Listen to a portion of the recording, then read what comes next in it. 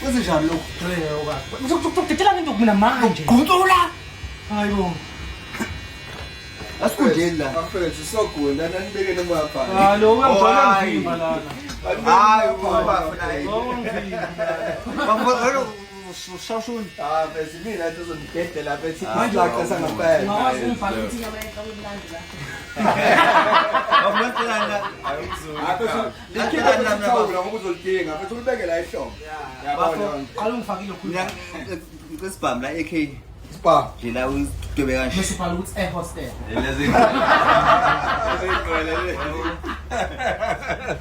Ngibhala ukuthi ehostel. Yeah, ubhala ukuthi air hostess. Mnandi kanjani? Hawu ngisami nikhona nje bafethu. Akaphileka. Hayi bafethu ngalibona udlame bafethu phela siya understand ukuthi khona siKwaZulu kodwa akusikho lenke la. Awubethana ungene nje uyishaye noma kanjani kumele bethu wazi ukuthi hayi bethu hayi kuyaphiliswana emhlabeni. Hamba kanjalo. Kodwa sometimes indungu ibalekile. Ushawa umuntu. Hawu, ushawa umuntu ngakho. Umshaye nje manje. Umthinte nje. Just for fun. Just for fun, eh? Yeah. No, bafethu siyajabula ukuthi nigcine nifikile mfethu la eThekwini mfethu. Phela umsebenzi wenu silokho siwulangazelela. Nasibalekele yini vele ukuthi ama creative aseThekwini uza kumele niye goal ukuze nikwazi ukubonakala nisabalala. Yini le ngenzeki la eThekwini? Iphilipili yashesha igoli baba. Izinto zenzeka fast. Kuna la eThekwini. Izinto zenzeka fast ngale Johannesburg. Besides that mina anginyuke kangake lapho kuyoshaya icontent eThekwini yabo. Bengishaya theater okuyiyona yani yosebenzisa eJohannesburg. Right. No, but uyangijabulisa ke ukuthi usuwehlisile amaphaphu. Phela ngiyabona ubusayithi inkani. Ngeke ugunda ungaactivate inkani. Awushaya. Ungalibulala ithali, ungalibulala ithali, ungalibulala ithali. Activate kala. Activate njalo Uzulu yohleze emkhulu phela. zonke zompilo. No mfethu ngiyabonga bathi sigcine nifikile kade lokho ngimcheck endleleni. Thamajita afika kodwa bethu angakephi noma isibusiso mfethu uthi senifikile. And speaking of that mfethu umsebenzi onomuhle kakhulu. Muhle kakhulu mfethu umsebenzi angifuni uqamba amanga siyakujabulela lokho esikubonayo. Unithathile mfethu uZulu nambeke emazweni ebevele emkhulu uZulu. Hayizo into engisho zonke. So ngoba ngisabuza mfethu ukuthi sihlala nosamukelo namhlanje samukelo Zwidi unqumalo and njengoba sihlala nayo Zwidi mfethu awuhambi wedwa uhamba nolethu mfethu ulethu okukhanya lafika naveke nothi lethu light ijonga li light kumele kube ulethu okukhanya Afakula ngokuthini mfana isiZulu English ugcineni mele le ihlangane yonke. Yebo. Ukukhanya. Lethu light. Sure. Yahlala kanjalo ukuthi ngifune i-audience amaZulu nangale silungile. Nangale silungile ukuyibamba yonke. Yeah. So ngisabuza ke bafethu ofethu lo mbuzo lo bekumele kube umbuzo ongena mhlambe phakathi kwe conversation ukuthi yini vele yenza ukuthi amajongo bethu like la kwaZulu phoqa ukuthi size sinyuke siye eGoli ukuze umsebenzi uzokwazi ukusabalala. Aboke imjongo ngifuna uqambela abantu eGoli ngaya ngokuyofunda ngaqoma. Ngase ngoba eGoli vele namakhaya khona ahlala khona nina ngiqala khona ukusebenza necareer yabo. Sure. So ngifune UJ. Sure. APK then first day ngayeka and then ngashootha ngaqala ngaba i-photographer ngaba i-videographer ngashaya ama music video and then from there ngishaya i-content ke after ama music video manje khona ivideo bethu nje sekwayishaya ngisama jongo mina serious yeah unamanga yini nami Sweet Films hayi nekusha lo khona sishano ofetse mwasi Prince KB Fetch Your Life. Oh, bethu ukhona kushuthi Fetch Your Life. Ngangishootha and then ofetse mwasi wayishootha walimala. Waphokwa yabo. Sandoqala wasimele ukuthi mina ngiqhubeke ivideo yakhe ngishoot. You know, at the Scrooge. At the Scrooge. Yeah, OG. So OG, eh? It's OG for real. Yo, that's so deep, bitch. But It's this kind of conversation that we need from you guys. because I'm sure wonke umuntu menibuka seze wakhohlwa ukuba serious yabona because umsebenzweni mfethu ezongibulala engqondo ithala igcwele inwele la ngizokuceleni baba ngizokuceleni ngizokwehla ngiya hostel ngicela insizwa Ngicela ukubuza Joe, how do you know about Fuji Films? YouTube uyazi nawe Na Fuji Films ngingasifana for DJ Boone. Ngishuthela nje. So busasho mfethu on your side ulwethu office no 3 bethamela sinike the story sakho mfethu itheater yabo because I think I know it better because we've been better locked in together. So ufike eGoli waqoba ubufundani bafu Yena. Okay, sekabiyami. public management Science kodwa. Bengithi ebuke esigeleke mina. sure Ngimuntu Moroza bathi. Ushayani baba? Kanti ngifunda BSc in geology. hayibo Bengifunda ngamatshe lapha ama-minerals. Sure. Lo futhi ngizokwenza khona ama-minerals. Ashabuka ukuthi hayi ngeke ngifunde ngamatshe phela yami yonke. which university UJ. UJ Main campus. so kahle kahle wena ukuyile mpahla le uthi iskin sami ukuphila iskin sami in real life lento ukuthi wasuka emakhaya wayeGoli wafika wakeleza kodwa wagidiseka Wamele uqale phansi. And I know this though. And UJ, that's why I went to music only. Ngifunda khona. So music I know that's dope mfethu. And for you 3 mfethu ngiyamuzwa ulwethu mfethu ukuthi wayoshaya incwadi mfethu eJozi. Wena yena kubeka eGoli.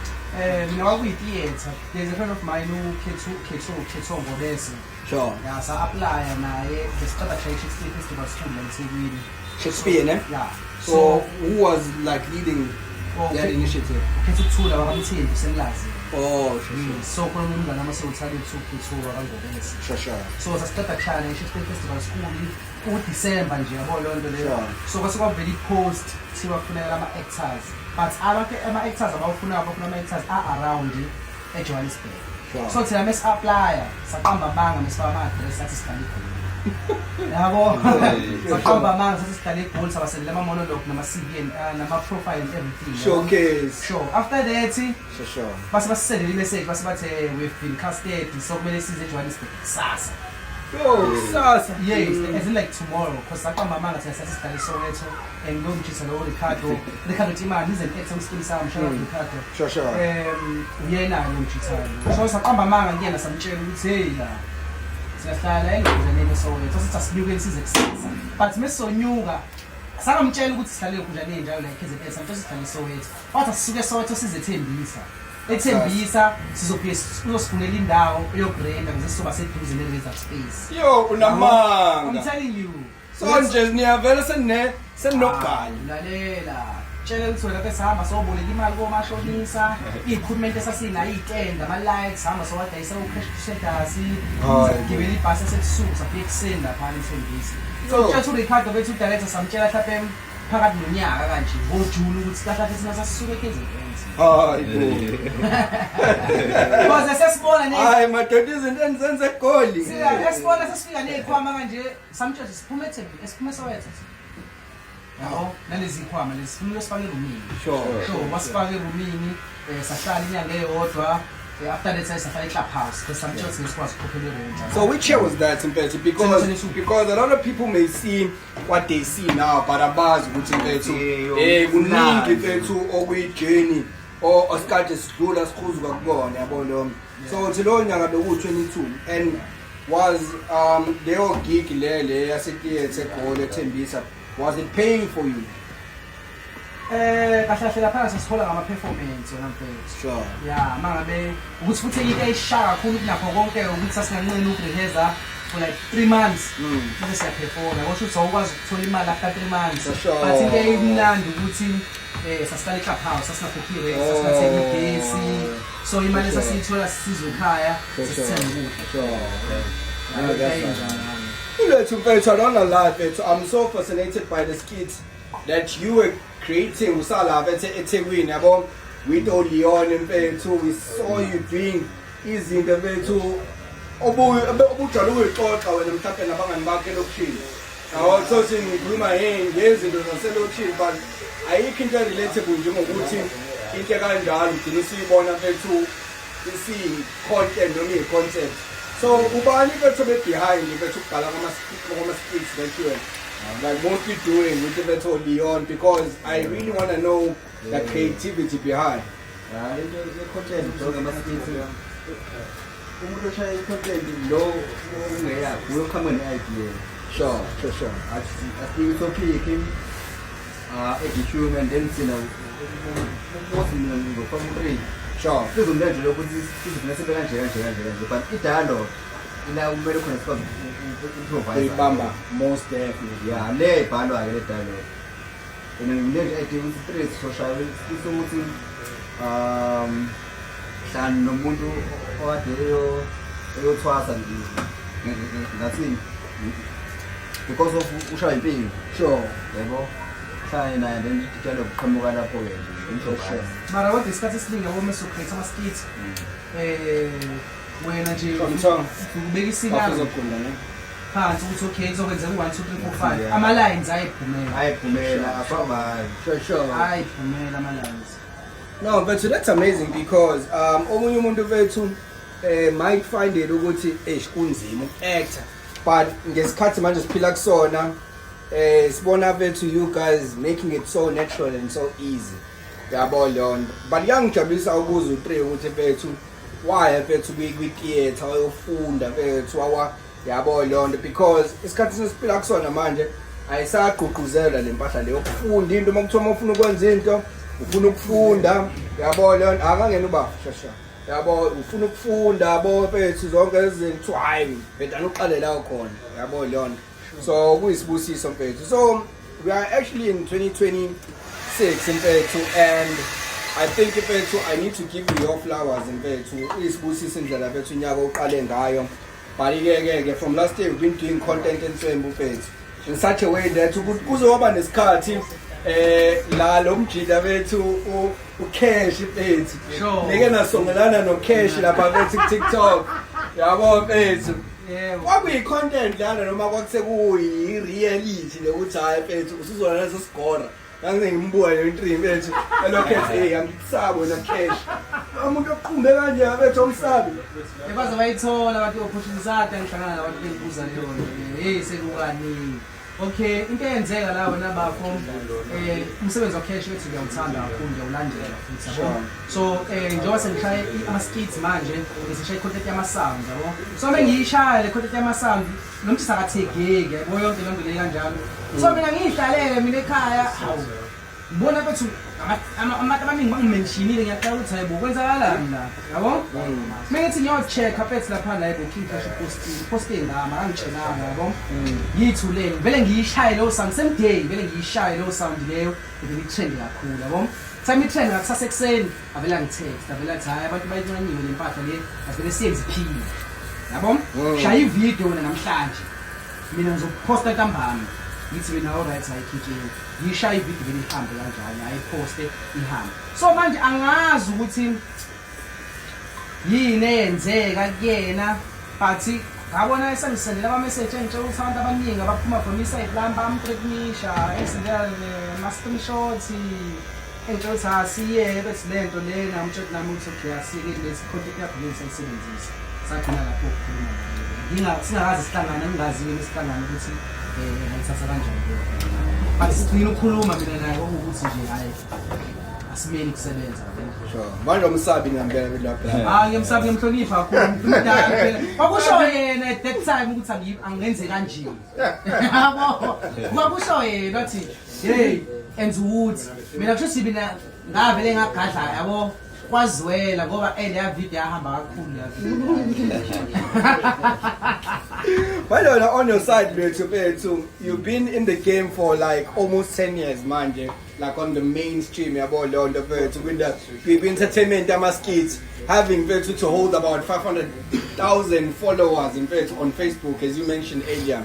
So currently right now bethu angikaze ngikubone wena uba kwama-quarrels ukuxabana nama-content creator. How do you do it? I mean akhuleka lada fresh. Ngekwebhana online nje lada fresh uphindele kabhimusho online. So drop le kwebhana online uthi serious lada fresh. Sure. straight nje yabo. Salo kusarena le kwebhana internet. Sure. yabo mina kanjalo but naku uzakuthanda ukusukela abantu yabo Sure. angikwenzi lokho nese kubonga ukusukela No, mfethu kuyazwakala. And ikubalekile ke mfethu to always maintain i-character yakho but ne-reputation yabo. Because ekuhambeni kwendlela you don't know ukuthi umnyango nomnyango kuyomela uvuloba ukuze ukwazi ukuthi uphumelele. Yabo lona. You understand? Yeah. No, mfethu so that's super amazing and it is very important. Yabo lona. It is super amazing and very important. Yabo. Islam. That's all. Sorry about that. Yeah, so speaking about that, currently right now, the internet, it is actually what we.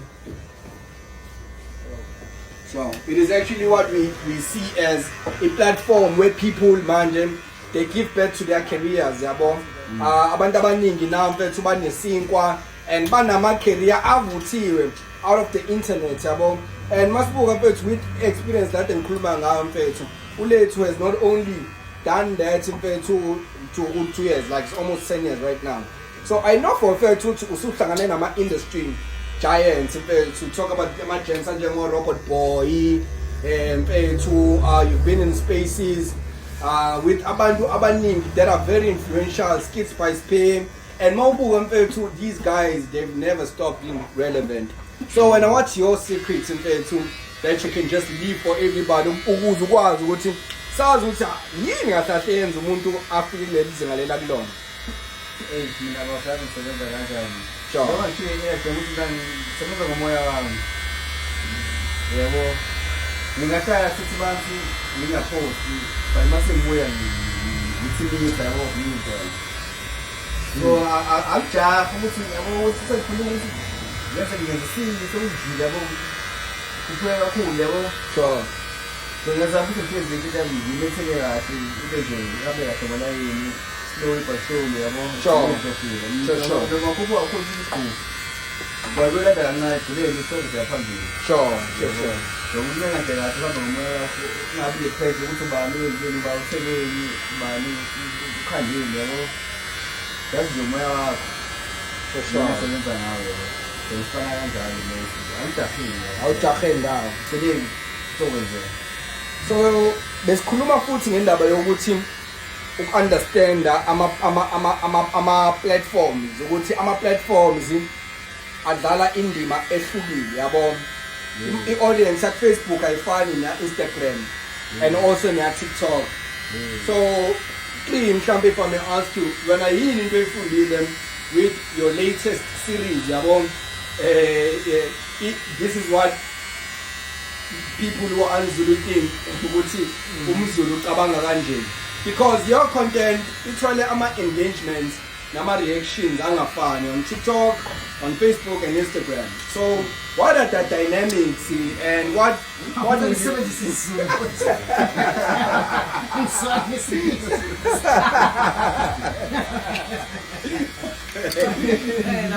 ama dynamics manje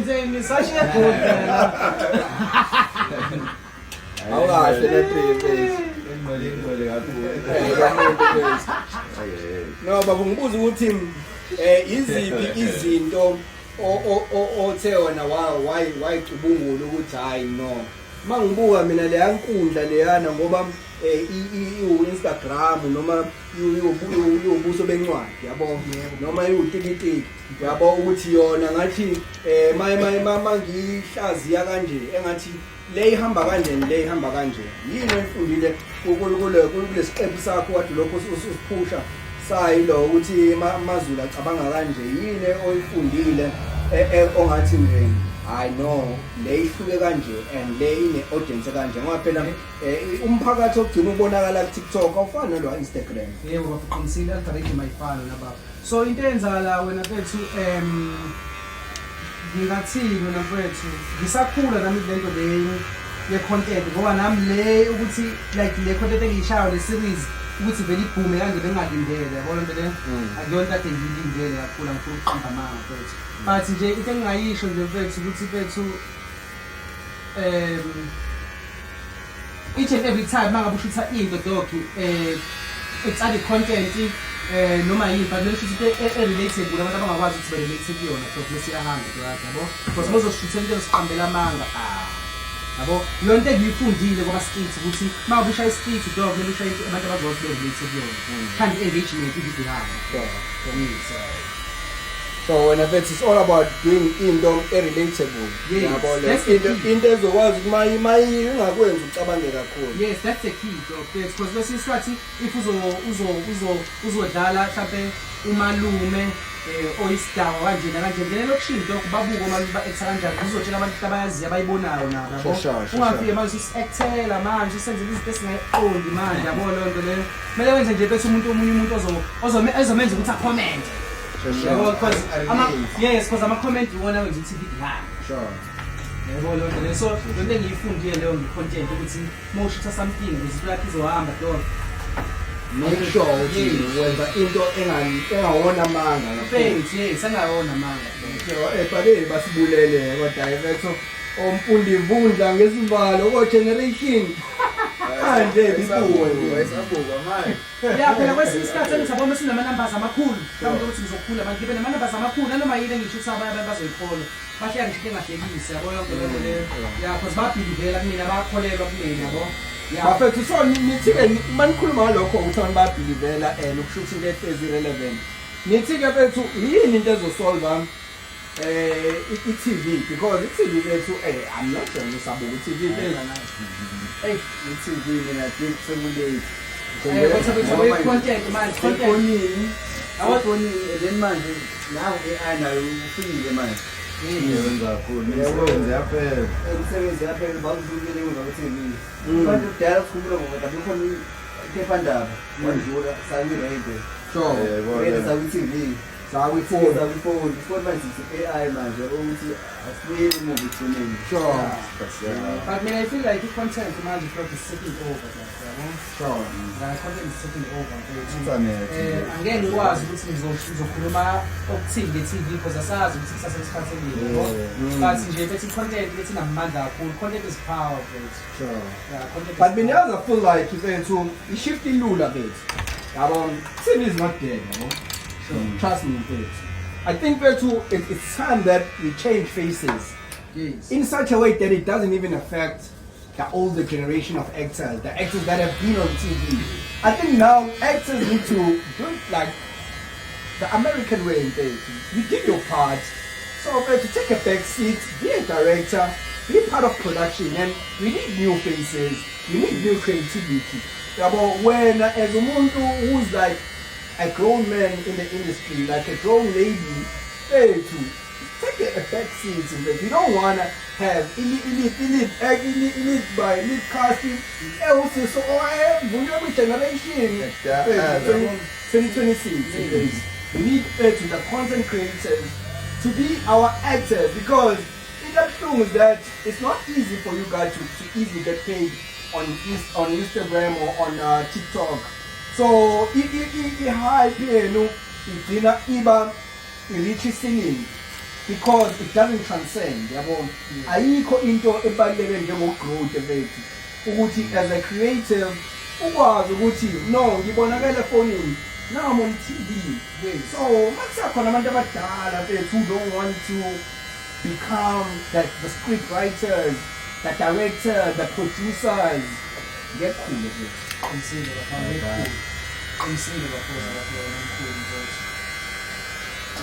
cool. But inkinga-ke manje engiyibukayo eshaya abo manje kwi-industry like i-TV uthatha ama-content creator abaningi manje ukuthi ezothola ama-character ama-roles bese kuzothi labaphethe laba hardcore actors like ama-theatre practitioner yabo abaphethe esigijimeni nabo kwi-theatre bethi balambile so bakhona la elokishini la kamasho ngiyabazi abantu abaningi yabo leyo athi kuzobe kuqhamuka umuntu ongazi lutho ekuthile ongazi ayifuni ongazi enze lutho athathe ifoneleke la belithathe bese lamkhasta and futhi ama-actors enjalo bafo abafuni ukwamukela isimo ukuthi siyashintsha abafuni ukwenza i-content kanti baphethe ngaze baphethe abaningi abashaya i-theatre engikhule nabo abablind ukuthi bethu abantu bethu banamakhono but bahleli balinde ukuthathwa bethu. Mina I think it's because people don't understand mfethu ukuthi like mfethu ama-brands asifanayo. So if you don't build your brand with what you have, ugcine usulimita ne-creativity yakho, because people may, like ama-cast team, they may even think ukuthi hayi mfethu you're not worth it because you don't expose yourself. So mfethu mase mangasifana nje mfethu with the brand mfethu. Because whenever to get a role in TV, though, you need to have like a professional agency. How do you get a professional agency? You go to Chrome, you search like PMA. PMA is a vessel, ama-agency ala South Africa professional. Then when you are choose ukuthi yipho ufuna ukuthi represent yabo. But kunjala kukho lulu ukuthi agency kholele kuwe. Yabona into le kumele uyiprove. Uyiprove kanjani nge-experience yakho nokuthi bekusebenzisability uzoshaya audition ikubona bese liyakuthanda bese liyakuthatha yabo. But ukuthi uthole i-agency enkulu ikholele kwena fast ukuthi beqoqithole irole iqala bese uyabe uapply kuyona bese iyabuzana yabo. So yonke lento lo ayikho easy, but mina into engayisho ngikutshela actors bekana noma i-acting bukele le video bese ukuthi I'm shy content. Content is the way. Ngoba yazi way. Because manje intenza la mina kade ngikhupha ama-agency mina mfethu yabona nto le bakhupha baningi, but manje Instagram sekuvele ngisinto yinamba ofuna ungirepresenta yabo. Simile sengichecka ukuthi kudimeni ukuthi ungirepresenta mina. Yayibona nto le yonke sengiyibona. Yes, content inamandla yabona nto le. Usasho lapho le.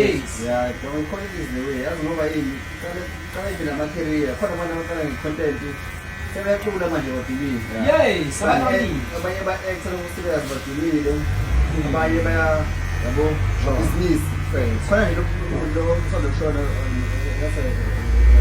Tabravo.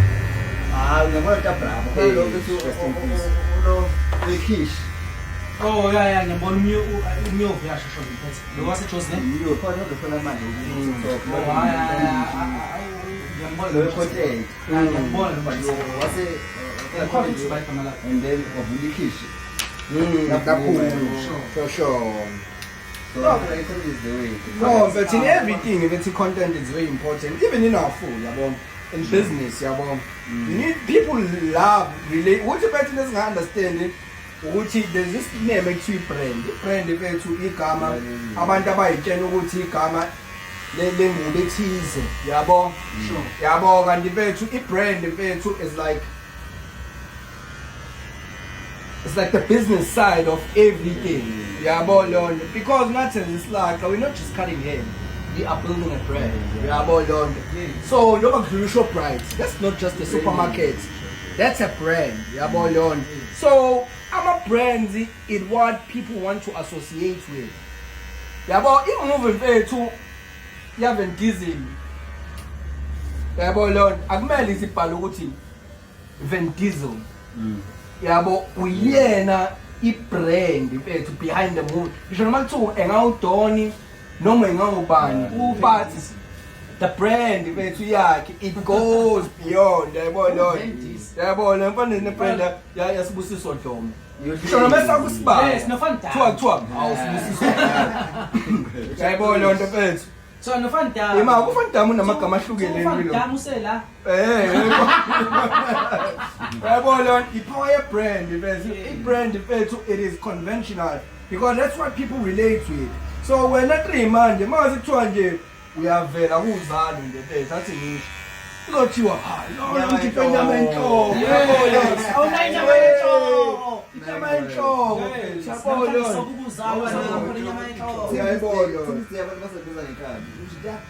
Yayibona nami ngithi Nkabi mangikubiza lethu yabona. You did that dala, that's your brand yabona.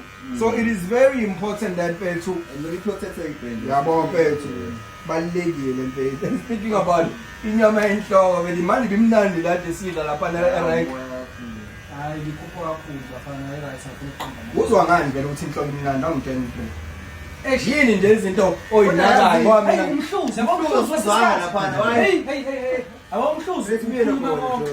Awumhluzi ukhuluma konke. Shoba Sibe umhluzi uzo wayo manje. So mina ngoba phela mina bethu ngathi mhlambe KFC ayabona nje bethi my crispy kahle mfethu yabo mfethu enganawo amafutha amaningi yabo leyo nto Yes. ngiyithande uma ingashisi kakhulu ngoba idleki Bafuna- yabo le mfana kuze kuthiwe elalile yona emlandi yabo eKFC wena ke awungichazela ukuthi yini emlandi Okay, inhloko ngizobatshela abantu abayiphekayo la. Ningayenzi ukuthi ivuthwe kakhulu. Ningayenzi futhi ukuthi iqine. Kumele ibe phakathi nendawo. Uthi uma ngabe uyilunga uyihlafuna kube into ozoyihlafuna usheshe uyigwinya into ezolophinda round emlungeni. Waso sengakanye singabe sisabuya kwena. Yabona le nomhluzi wakho Yes. Ngoba siyazi inhloko. Yes, nomhluzi wakhe ukuthi futhi ezinye inkomishi lapha iloku sunlight liquid. Namafutha bonke lento leyo mfethu. I think if no put to dominate the repair I'll put because I don't believe ukuthi ungabe usuka ngokuthi nginyama enhloko phemidle kodwa kanje. No put udlala indima enkulu kakhulu lapha yabona le. So there is why manje besothi nginyama enhloko besothi inyama enhloko bethe goli khona ipapa sithi hayi siyabona. Yabona le kube inyama enhloko besizele besothi hayi letha. But no put udlala indima enkulu so namo lipheka lonze show ukuthi hayi ba foreign. Ungabi inyama kuphela ngathi besothi abafethu bazobona hayi. So thenga sigodu ukuthi yawazi yesisabu.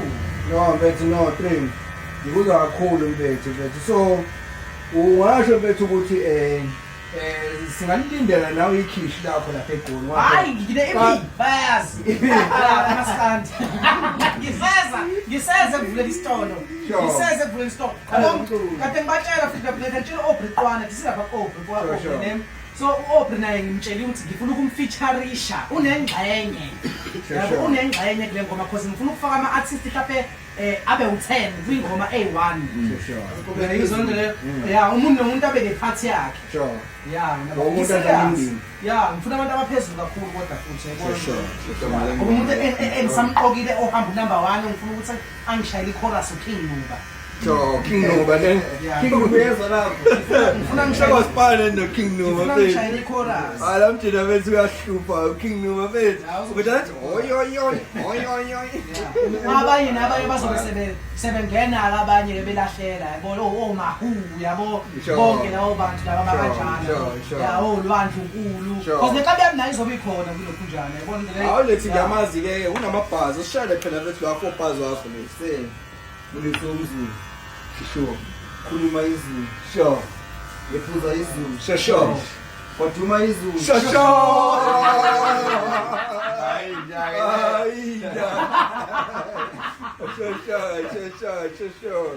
awuze yona noshini wakho sikuze kahle baba inyama yenhloko yes inyama yenhloko izoshendala boy yebo chorus hayi intro mengena menze touchdown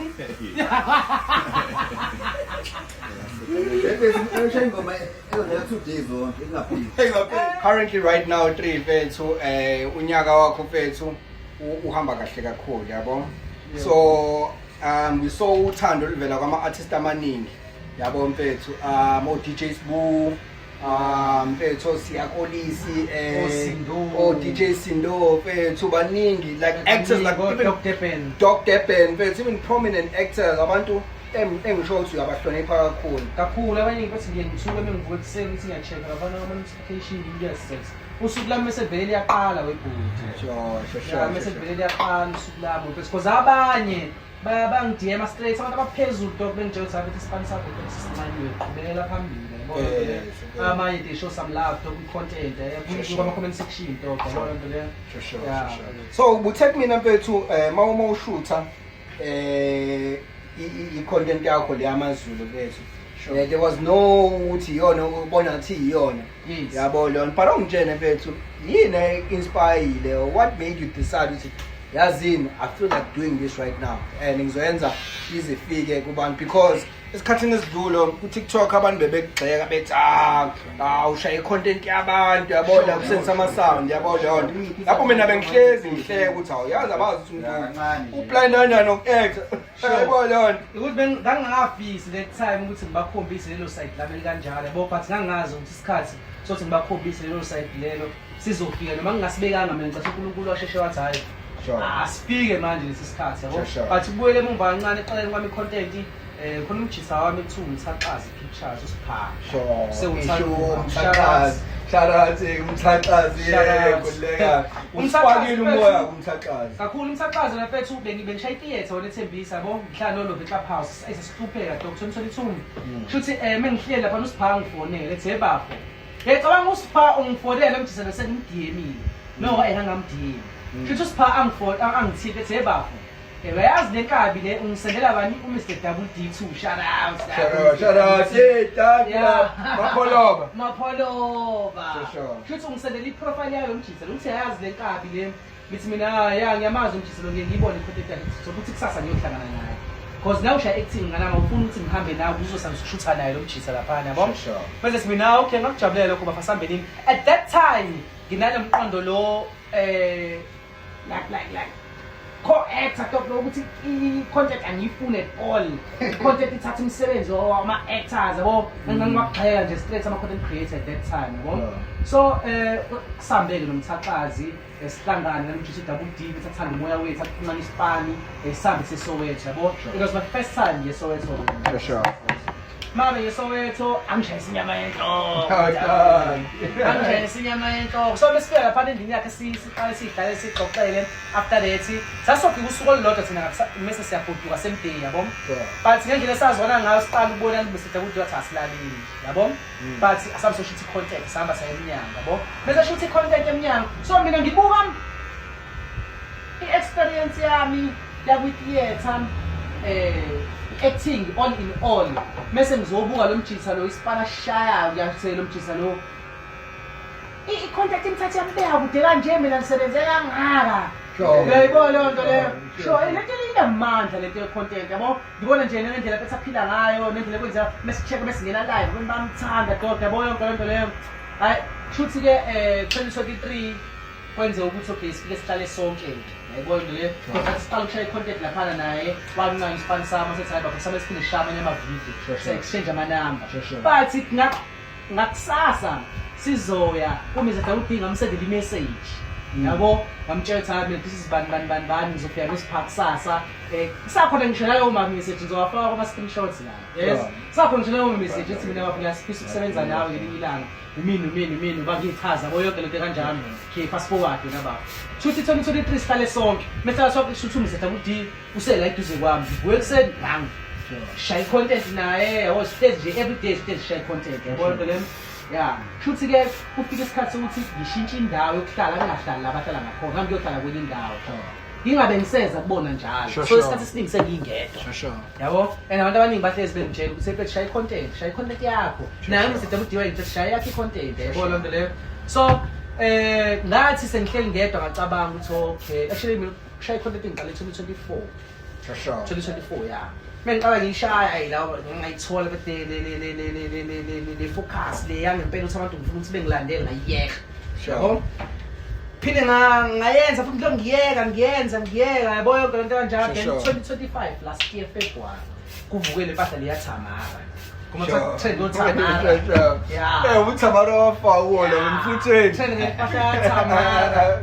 yeah waqala lapha abantu abaningi bangazi ngathanda ngalezo ikhathi lezo ke le team Tamara kumbona zonke izinto zikanje ngomunye we-content creator lapha wathamarela nawe yeah wathi bosisi kanjani but umuntu wanginspirisha kakhulu ngayo engayibona ke si grand vese Tsinta manje masa showcase booties yeah umuntu engayibonela kuyena nje lento bafoza uDouble sure yeah uDouble Mr Double D vese Double abajezi sure yeah ya walwethu bethu kuningi osokwenzile kwi-industry but thiwa you once wayitshena ukuthi usukwenze konke that's when you die yabo the moment you think usuphuphe kwaze kwadlulela that's where you die so I'd love for you to just let me know ukuthi ngoba u2026 usaseqaleni nje ngikuphi bethu nje osabheke ukuthi no I just want to achieve this ngifuna ukwenza u1 no2 no3 yabo ukuze sikwazi ukuthi sikulungele sikuze ukuthi everything moya ya umoya uthini uhamba kanjani hayi bethu lonyaka bethu oqala nje YouTube ngibe ngesipilisi and also ngifuna ukufaka like ama creator amasha manje ngizowakhuluma mina sure yabo ukukhulise bazo connection bami stuff yabo sure but mostly ke ngiya venture to assist management manje Sure. And the first assistant manager Danger Flex. Sure. Ufisa uqiniseko uqinique. Sure. Check lapho emakhaya kuba usengakuthanda wena. Sure. Manager for now, so Sure. but I am also into music business side man. Sure. Shanje side but Oh, sure. Ukhuluma uboya kakhulu malume ne uTiri. Yeah. Sure. Mapurisa. So but mostly music refer to and then the content like side in Sure. amancane. Sure. So ilokho so but mostly nje into ezoqala yile yes management. Ukuthi nje serious ukubona into As a main career, ne? No, but that's powerful because I ngisho fethu of which I think kumele fethu si-acknowledge ukuthi wonke umuntu unesikhathi sakhe and kumele ukuvumela ukuthi uphinde ube yibloho lokwazi ukuthi abanye besuke ngapha bengale. So for you usukwazile wena ukubona ukuthi i-industry njani yabo and manje usudecide ukuthi no ngifuna ukuba yibloho lokuthi abanye abantu bekwazi ukusuka from point A to point B ngibanike impumelelo ngibakhanisela endleleni.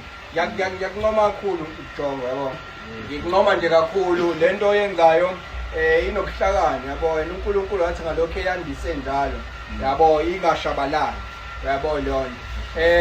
Just to wrap with you bethu kwenhloko yabo lonto. Ukuthi uyazi ukuthi inhloko yini ngesingisi? Inhloko ikhanda hey.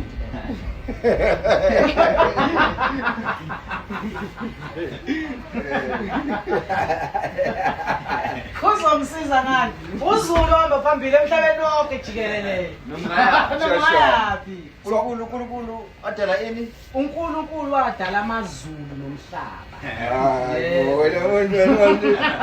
Le muntu lo.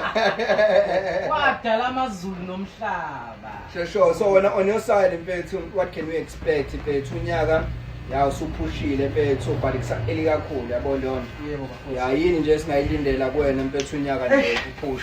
Ukuthi ziningi izinto engiyiplanile mina ngizozisho manje yabo but I feel like kusukela ngoJanuary siza manje February seziningi kakhulu izinto ezenzakalile yabo ziningi kakhulu bafowethu but into engiyiplanile mina kulonyaka lokukhula content creation but the main focus so character message right singile ngifuna ukuqamba manje yeah mfowethu mase kuthiwa lelo phupho nje ngabe konke futhi mfethu ngoba mfethu umlomo uyadala ngoba amaZulu engawona lawa sila angikhuluma lamazulu mina lawa la lamazulu ke lawa angaphezulu kokuqondo ngoba sezwile usho ukuthi bafo bethu ufuna i-character yebo bafuna ukutshela yona sekwenzekile asho ngithi mina bafika ba-Oshaka noDingane osenza ngakhona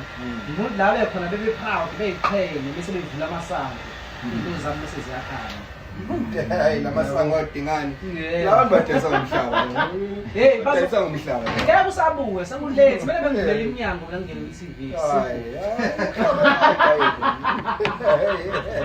yekusasiza wonke lokho sure no mfethu ngiyazi mfethu ukuthi kunabantu abadlala indima enkulu bethu kule journey yeni yabo ngicela ukuthi ukhonze bethu ukhonze labasekhaya bethu sikule ukhozi FM Yakhonza lapho nephasi kodwa njengoba sihlike ukhonza sidolobheni. Kodwa isakamncube wakhoza namathenjwa nakhonza. Olundonga nje jikelele eNewcastle eMadadeni Pangeni yeah inside yaseGoli yabo eGoli namakhaya amaningi kabi namakhaya amaningi kabi iGoli nje lonke nje ngiyabona khonza lapho ekuseni hayi siyabonga asikhonze samukelo Mduduzi Numali ngiqala uqala nge-first lady lady bethu sure khonza kulona bethu manqumalo bethu first lady khonza kuyena bethu nganyaka uMalu kakhulu mfethu. Yes. Mase ngizokhonza kumuntu wesifazane ongemumva kwami kuyo yonke into engiyenzayo mfethu oyibonayo which is my girlfriend baba. Yeah, Johnny. Inkabi. Girlfriend, Inkabi. Hey. Johnny. He jungle ne girlfriend. Yile girlfriend. Hayi. Qhubeka ngisabaningi ngisababala. Sure. Mase kuba Ngingasayiphi inhloko lo. Ngihluza kancane. Mase kuba upheli wakamncube use United States bafoza imanagement yami bethi umsize kakhulu yasisiloyana. Yes, Joe, yazi ngicube nami Joe. Yeah. Sisipheli shout outs. Sure. Yes. Awaqede, ngizoqedeni. Shout out to umngane nami ubafulethu. Shout out boys. Sazofakarana kakhulu. Jaja abangikhohliwe nje ukuthi ikhala lami liyaduma namhlanje but nje bethi mangabe ngikhonze kwi-Oledi first lady ngidile bro. Nombenqa. Yeah, mase ngizokhonza kubo bonke abantu basekhaya mfowethu. Sure. No kuyabongeka ke majongo. Sibonge nje nokuthi nihambe naze nafika la kwaMashu. Ngabo uMashu ke mfethu ke uyilokishi elihle. Elinamaciko amaningi kakhulu yayibona lonto. Onomzamo Mbatha nje mfethu abekho kude ngala yabo mfethu. Amaciko angempela nje mfethu nabo osikuva mfethu ozako Jenene. Yabo mfethu Q mfethu la ka M yane so ogolide nje mfethu baningi mfethu yabo omgilane mfethu ayibona lento mfethu akaMashu bethi kushubile yabona Mala amashu bayazi ukuthi kontana sewothalo uthalo uyarepresent mfethu wasewothalo mina mna Showcase most definitely mfethu I know yazi ke iwothalo la ke dynamite it is the smallest but it has so much uthalo sure no mfethu it's a great one mfethu uZulu ke mfethu akafuna ukuvela mase eseshaya intshebe yabona ngoba la kuphela khona manje so nje ayisayivala mfethu it's a wrap. Please subscribe, comment, like and share. Okay. Yeah,